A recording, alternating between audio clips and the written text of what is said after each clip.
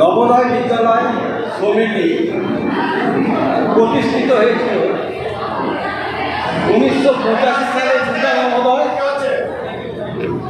1985 সালে দুটো নবোদয়, তারপরে 1986 সাল থেকে শুরু হলো বেশি করে নবোদয় বিদ্যালয়, প্রতিটা ডিস্ট্রিক্টে একটা করে।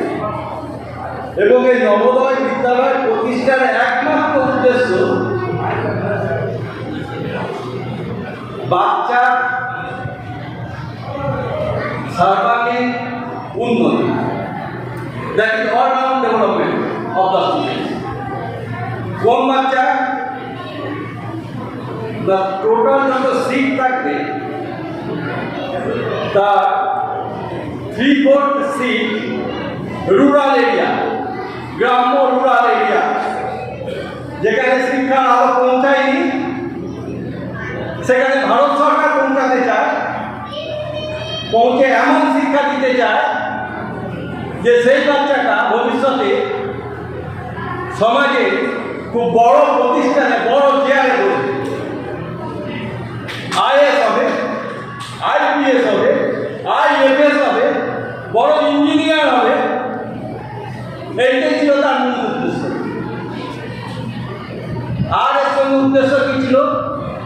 উদ্দেশ্য ছিল যে excellent citizen, each and every child of Navodaya Vidyalaya should be excellent citizen, that is disciplined. এই তার উদ্দেশ্য। এই উদ্দেশ্য নিয়ে চলেছিল। বর্তমানে যা পরিস্থিতি তাতে দেখা যাচ্ছে যে সারা ভারতবর্ষে বছর ভারতে যে সবচেয়ে বেশি সিভিল সার্ভিস পরীক্ষাতে চান্স পায় সেটা হচ্ছে নবোদয় বিদ্যালয় থেকে। সেখানে 25 থেকে 35টা আইএএস অফিসার আমাদের নবোদয় বিদ্যালয় থেকে সিলেক্ট হয়।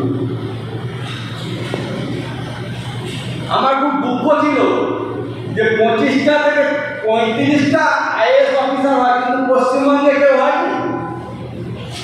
পশ্চিমবঙ্গে 18টা স্কুল এ খুলেছিল কবে? 2003 সালে খুলেছিল। কন্ডিশন কি ছিল? যে আমরা ওই 35 একর, 60 একর, 100 একর ল্যান্ড দিতে পারবো না। আমরা ল্যান্ড পাবো স্টেট গভর্নমেন্টের কন্ডিশন, কিন্তু 10 একরের বেশি দিতে পারবো না, ম্যাক্সিমাম 12 একর। সেই কন্ডিশনে ভারত সরকার নবোদয় খুললো হয়েছিল। তাহলে যেটা বলছিলাম আইএস অফিসারকে হতে পারবো না। 18টা স্কুলে 2003 সাল থেকে নবোদয় খুলেছে, সেখানে 7 বছর থাকে। 2010 সাল থেকে পাস আউট হয়েছে।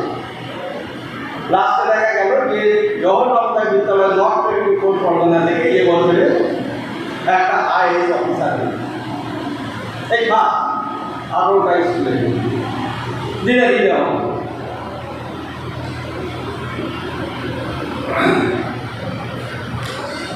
আমাদের জওহর নবোদয় বিদ্যালয়ে বাচ্চা যখন অ্যাডমিশন নেয় এন্ট্রান্স পরীক্ষার পরে, তখন দেখা যায় বাচ্চার ভালো কোয়ালিটি আছে, আবার কিছু কিছু বাচ্চা আছে কোয়ালিটি নেই। কেননা রিজার্ভেশন পলিসি আছে, আপনারা জানেন রিজার্ভেশন পলিসিতে বাচ্চা চলে আসে।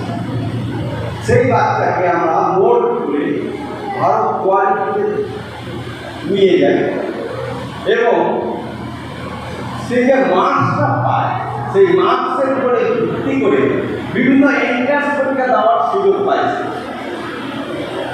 যেমন বলছি দক্ষিণা ফাউন্ডেশন, টাটা মোটরস, অবন্তী,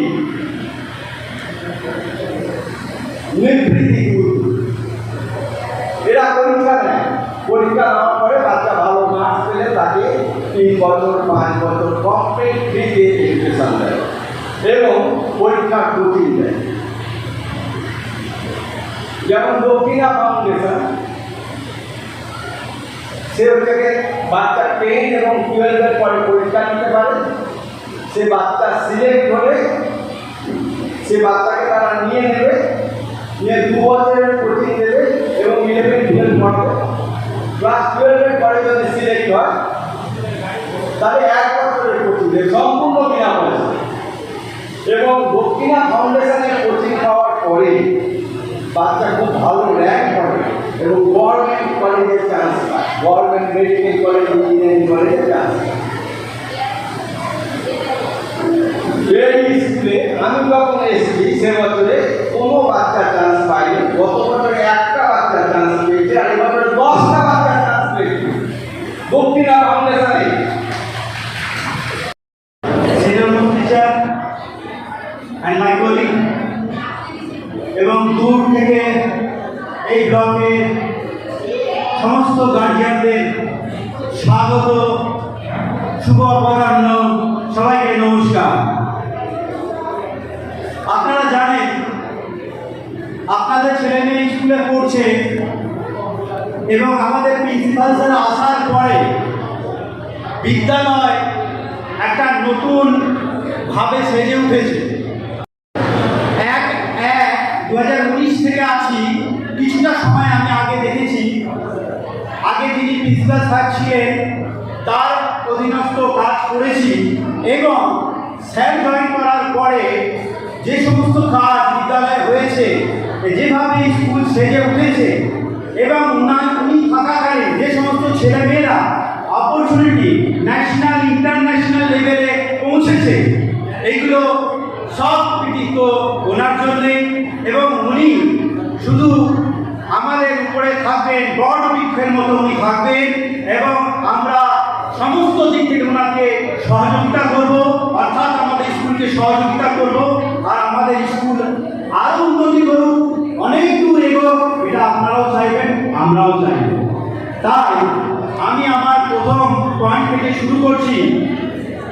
যারা স্যারের আগে স্কুলে এসেছেন, দেখেছেন, দূর দিগন্ত থেকে আপনারা আসতেন, এই 26